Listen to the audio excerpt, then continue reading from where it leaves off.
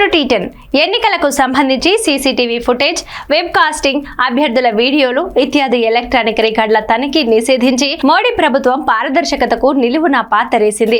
కేంద్ర సర్కార్ ఈ చర్య ప్రజాస్వామ్యానికి, ఎన్నికల ఆధారిత పార్లమెంటరీ వ్యవస్థకు విఘాతం.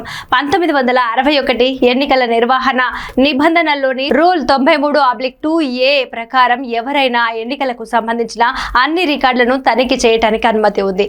ఇక నుంచి ఎలక్ట్రానిక్ రికార్డుల పరిశీలన కుదరదని కేంద్ర న్యాయ మంత్రిత్వ శాఖ ఎన్నికల రూల్స్ ను ఏకపక్షంగా మార్చిపడేసింది. ఒక కేసు కారణంగా ఎన్నికల సంఘం సిఫారసు మేరకు రూల్స్ సవరించామన్న ప్రభుత్వ ఊటంకింపు ఈ దుర్మార్గంపై తనకెలాంటి సంబంధం లేదని తప్పించుకునే ఎత్తు మాత్రమే. ఇటీవలి హర్యానా అసెంబ్లీ ఎన్నికలకు సంబంధించి హర్యానా, పంజాబ్ హైకోర్టులలో వేసిన కేసుల్లో పిటిషన్దారు అభ్యర్థన మేరకు రికార్డులన్నింటినీ షేర్ చేయాలని న్యాయస్థానం ఈసీని ఆదేశించింది.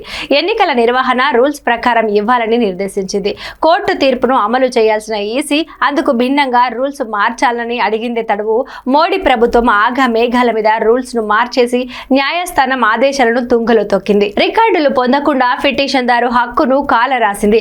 రిగ్గింగ్, అవకతవకలు సహా ఎన్నికల్లో అక్రమాలను నిరోధించేందుకు పారదర్శకంగా ఎన్నికల నిర్వహణ కోసం సీసీటీవీలను, వెబ్ కాస్టింగ్ ను కొన్నేళ్ల నాడు ఈసీ ప్రవేశపెట్టింది. పోలింగ్ కు ఆటంకాలు ఏర్పడ్డ సందర్భాల్లో అభ్యర్థుల, రాజకీయ పార్టీల ఫిర్యాదుల మేరకు వీడియోలను పరిశీలించి రీపోలింగ్ కు ఈసీ ఆదేశించింది కూడా. ఎన్నికల ప్రక్రియల్లో ఏ చిన్న మార్పు చేయాల్సి వచ్చినా రాజకీయ పార్టీలతో ఈసీ విస్తృత సంప్రదింపులు జరపడం ఆనవాయితీ. కానీ ప్రస్తుత రూల్స్ మార్పుపై అటువంటిదేమీ లేదు. కేంద్ర ప్రభుత్వంతో సంప్రదించమని మాత్రమే పేర్కొంది. ఈసీ ఇచ్చిన ఈ వివరణతో ఏకపక్షంగా రూల్స్ మారాయని అర్థమవుతోంది. రికార్డుల తనిఖీ వలన ఓటర్ల గోప్యతకు భంగం కలుగుతుందని, వీడియోలను ఉపయోగించుకొని కృత్రిమ మేధ సహాయంతో పైరసీ వీడియోలు తయారు చేస్తున్నారన్న కేంద్ర ప్రభుత్వ ఈసీ వాదనలో పసలేదు. ఎన్నికల రికార్డులు బయటపడితే బీజేపీకి ఇబ్బందికరమన్న భయంతోనే మోడీ సర్కారు ఎలక్ట్రానిక్ రికార్డుల తనిఖీపై నిషేధం విధించిందన్నది ముమ్మాటికి నిజం. అదే కాకపోతే రూల్స్ మార్పునకు ఎందుకంత తొందర? మోడీ సర్కారు ప్రభావంతో ఈసీ పని చేస్తుందనడానికి గడిచిన 10 ఏళ్లలో ఎన్నో దృష్టాంతాలున్నాయి. ఎన్నికల కమిషనర్ల నియామకపు ప్యానెల్లో సుప్రీంకోర్టు చీఫ్ జస్టిస్ ను తొలగించడం పరాకాష్ట. ఇప్పుడు ఏకంగా హైకోర్టు ఆదేశాలను అమలు చేయకుండా రూల్స్ నే మార్చేసింది.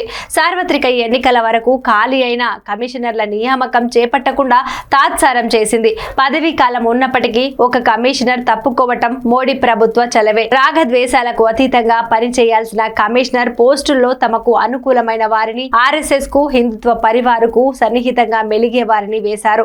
మహారాష్ట్ర, గుజరాత్ ఎన్నికల షెడ్యూల్ ప్రకటనలు, జమ్మూ కాశ్మీర్ ఎన్నికల సుదీర్ఘ వాయిదా ఈసీపై మోడీ ప్రభుత్వ ప్రభావానికి తాజా ఉదాహరణలు. ఈవీఎంలు, వీవీప్యాట్ల పనితీరులో సీక్వెన్స్ ను మార్చాలన్న సిపిఎం అభ్యర్థనను ఈసీ పట్టించుకోలేదు. ఈవీఎంల పనితీరుపై పలువురు లేవనెత్తుతున్న సందేహాలను సక్రమంగా నివృత్తి చేయట్లేదు.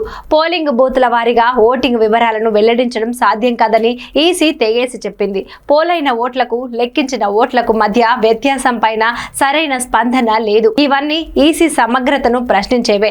స్వతంత్రంగా పని చేయాల్సిన రాజ్యాంగబద్ధ సంస్థ ఈసీపై ఇన్నేసి సందేహాలు రావటము ప్రజాస్వామ్యానికి మంచిది కాదు. ఈసీపై ప్రజలు విశ్వాసం కోల్పోతే రాజ్యాంగానికి ప్రమాదం. రాజకీయ పార్టీల, అభ్యర్థుల హక్కులను ప్రస్తుత నిబంధనల మార్పు చిదిమేస్తోంది. మోడీ ప్రభుత్వం ఆ సవరణలను ఉపసంహరించుకోవాలి. ఈసీ నిర్వీర్యానికి మోడీ సర్కారు పడిన కుట్రలను పట్టాపంచలు చేసి ఈసీ స్వతంత్రతను ప్రజలే రక్షించుకోవాలి. ఇది ఇవాల్టి న్యూస్. చూస్తూనే ఉండండి టీ10.